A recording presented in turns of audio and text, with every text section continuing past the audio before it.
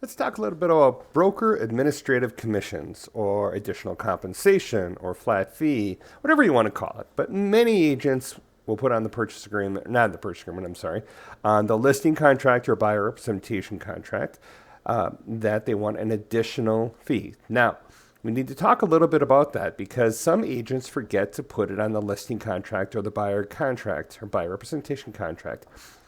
That additional commission or all compensation needs to be on the listing contract or on the buyer represent contract, an addendum thereto, or an amendment. It needs to be on there. Both parties have to agree that we are charging them and they're agreeing to be charged that amount of money.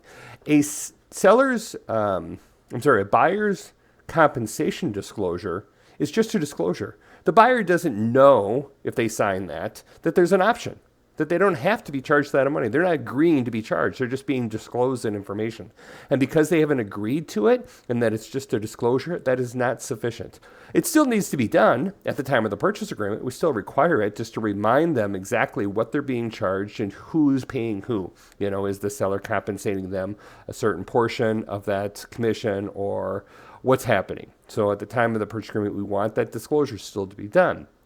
But the broker administration commission and all compensation need to be on that buyer rep contract and on the listing contract. If you want any special wording or anything, I can certainly help you out with that. There's also a form, and it's a client representation addendum that talks about the broker administrative commission and actually has a statement on there that they agree to be charged that additional commission. So that is in SkySoap. Eventually, it'll be in Transaction Desk as well, but right now it's in SkySlope. Always look to SkySlope for the most up-to-date documents because we have more control over getting documents in there. Transaction Desk takes a long time.